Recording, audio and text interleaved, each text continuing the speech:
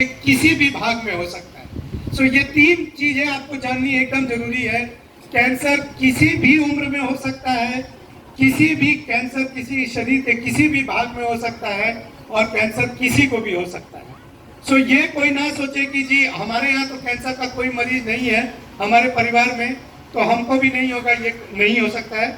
और मैं प्रभु से यही गुजारिश करूंगा, यही मेरी मनता होगी कि भगवान ना करे किसी को कैंसर हो। लेकिन बहुत बड़े एक प्रोफेसर हैं वर्ल्ड के, प्रोफेसर पॉल शुगरबेकर, उनका यही कहना है कि जिसने इस धरती पे जन्म ले लिया है वो कैंसर के लिए अपने आप को मान के चले कि उसमें कैंसर होने की पूरी संभावना है। सो हमें ये जानना है कि कैंसर के क्या क्या प्रारंभिक लक्षण हो सकते हैं। सबसे पहले अगर हम मुंह के कैंसर की बात करें, क्योंकि मैंने आपको कहा कि कैंसर शरीर के किसी भी अंग में हो सकता है, तो ये बाल से लेके और पैर के अंगूठे तक कैंसर किसी भी अंग में हो सकता है। सबसे पहले हम मुंह की बात करते हैं। मुंह में अगर बार बार किसी को छाला हो रहा है तो सबसे पहले इंसान क्या करता है कि मल्टीविटामिन, कोई गांव के डॉक्टर को दिखाता है तो बीकासूल या मल्टीविटामिन लेता है। लेकिन आप ध्यान रखें कि अगर बार बार मुंह में छाले पड़ रहे हैं या मल्टीविटामिन खा के आपका छाला ठीक नहीं हो रहा है, या आपने दांत निकलवाया और दांत निकालने के बाद भी वहाँ घाव नहीं सूख रहा है, तो ये सब मुंह के कैंसर का प्रारंभिक लक्षण हो सकता है। बार बार मुंह में छाले हो रहे हैं, छाला दवाई खाने से ठीक नहीं हो रहा है, या कहीं भी आपने दांत निकलवाया और दांत का घाव नहीं भर रहा है, तो ये मुंह का कैंसर हो सकता है। आप इसके लिए तुरंत इधर उधर अपना समय बर्बाद करने से अच्छा है एम्स पटना जैसे संस्थानों में आए जहाँ पे कैंसर की सुविधाएं उपलब्ध है। हम जब आगे बढ़ते हैं, महिलाओं में स्तन का कैंसर, देखिए स्तन का कैंसर सिर्फ महिलाओं में नहीं होता है, पुरुषों में भी स्तन का कैंसर होता है। सबसे पहले ये जानना जरूरी है। लेकिन हम महिलाओं की तरफ इसलिए ये होते हैं क्योंकि महिलाओं में सबसे ज्यादा स्तन का कैंसर देखा जाता है। अगर किसी भी महिला को स्तन के अंदर गांठ है तो वो कैंसर का एक रूप हो सकता है, कैंसर का प्रारंभिक लक्षण हो सकता है। हमारे पास अक्सर गांव की महिलाएं पहुंचती है कब, जब पूरा का पूरा स्तन में कैंसर फट जाता है, कीड़े पड़ जाते हैं, तब वो लोग वो अपने परिवार में भी बताती हैं। और तब जब लोग भागे भागे दौड़े दौड़े आते हैं तब तक वो बीमारी फेफड़े में, लीवर में बहुत जगह फैल चुका होता है, दिमाग में, तब उसका कोई इलाज नहीं कर पाते। इसलिए ये जागरूकता होनी चाहिए कि अगर स्तन में एक भी छोटी सी भी गिलती है तो उसको आप मान के चले कि वो स्तन का कैंसर हो सकता है। उसी तरीके से अगर किसी को भी खांसी करते समय खून आ रहा है तो वो टीबी, सबसे ज्यादा लोग टीबी के लिए सजग होते हैं, टीबी के साथ साथ वो फेफड़े का भी कैंसर हो सकता है।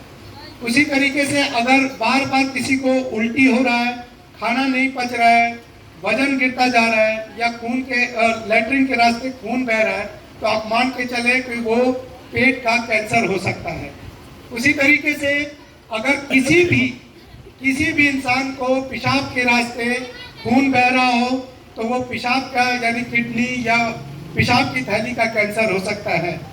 अगर किसी भी महिला को 45 साल की महिला के ऊपर जिनका मासिक बंद हो गया है, उनमें भी अगर खून का प्रवाह हो रहा है तो वो जो बच्चेदानी का कैंसर होता है उसका वो कैंसर का प्रारंभिक लक्षण हो सकता है। ये मोटा मोटी कैंसर के प्रारंभिक लक्षण हैं। उसी तरीके से शरीर के किसी भी भाग में, मैं ये स्पष्ट कहना चाहता हूँ, कैंसर के शरीर के किसी भी भाग में अगर किसी को भी गिल्टी दिखती है तो वो उसके लिए सजग रहें, क्योंकि वो एक कैंसर का रूप हो सकता है।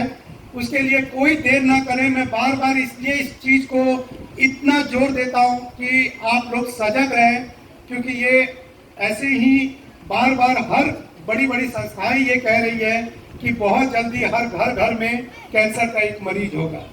और कैंसर का जब मरीज होता है, कैंसर मैं हर अपनी सभा में कहता हूँ, कैंसर से बचाव ही एक तरीका है, कैंसर का सही समय पे ट्रीटमेंट ही उससे बचाव का तरीका है। क्योंकि कैंसर में जब एक मरीज मरता है तो वो मरीज नहीं मरता, पूरा परिवार मरता है। और कैंसर के एक एक मरीज से मैं कई जगह में ये देखता हूँ कि कैंसर का ट्रीटमेंट कराते कराते लोग अपना पूरा घर, परिवार, घर, जमीन जायदाद सब चीज बेच देते हैं। उसके लिए भी सरकारें, चाहे वो चीफ मिनिस्टर का फंड हो, मुख्यमंत्री फंड, प्राइम मिनिस्टर फंड या आयुष्मान भारत, इस तरीके की सब सुविधाएं हैं और उस सुविधाएं के लिए आपको किसी के पास जाने की जरूरत नहीं है। आप आवासीय और आय प्रमाण पत्र बनवा के लेके आए, हम आपको एस्टिमेट देंगे और वहीं से एम्स जैसे संस्थानों से डायरेक्ट भेज दिया जाता है और महीने भर में हर किसी के अकाउंट में, वो आपके बैंक अकाउंट में नहीं आता, एम्स में जो आपका अकाउंट बनता है हर मरीज के, उसमें सब सुविधाएं मुफ्त में मिल जाती है। तो ये भी कहना कि हमको पैसे के अभाव में कैंसर का इलाज नहीं होता, सरकारें सुविधाएं देती हैं, ये आप पे डिपेंड करता है, आप लोगों पे, कि आप लोग कितना सजग हैं और आप लोग इसका कितना फायदा ले सकते हैं। इसी क्रम में मैं हर जगह ये मुहिम चलाता हूँ, कैंसर हारेगा बिहार जीतेगा।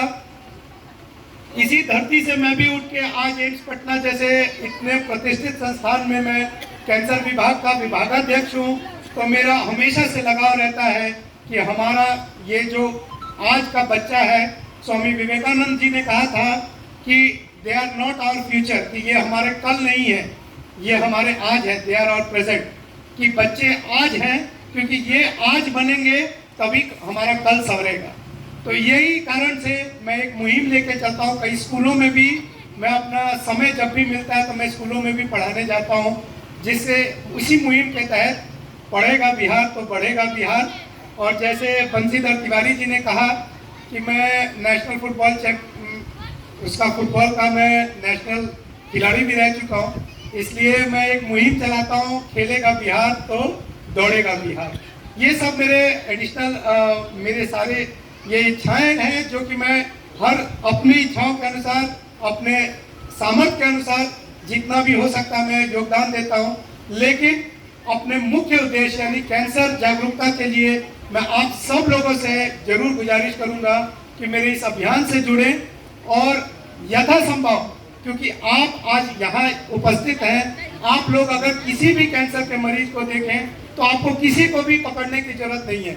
मेरा नाम आप याद रखें, आप बस नाम लिख के डॉक्टर जगजीत कुमार पांडे, कैंसर विभाग, एम्स पटना, आप भेज दें, मरीज हमारे पास पहुंच जाता है और उसका यथासंभव जो भी चीज़ होगा, मैंने आप लोगों को बताया कि कैंसर के लिए सरकारें सुविधाएं देती हैं, हम सुविधाओं के लिए भी आप लोगों को जरूर करेंगे कि ये छोटी सी चीज़ है, बस आवासीय और आय प्रमाण पत्र मरीज बना के लेके आए, उसको सरकार सुविधा देती है। तो अगर आपके पास या आपके आस पड़ोस में कहीं भी कैंसर का मरीज हो तो उसको इस सुविधा से वंचित ना रखा जाए। इन्हीं सब लोगों के साथ मैं अपने वाणी को विराम देता हूँ। ब्रह्म बाबा को फिर से मैं प्रणाम करता हूँ। जय माँ भारती, वंदे मातरम।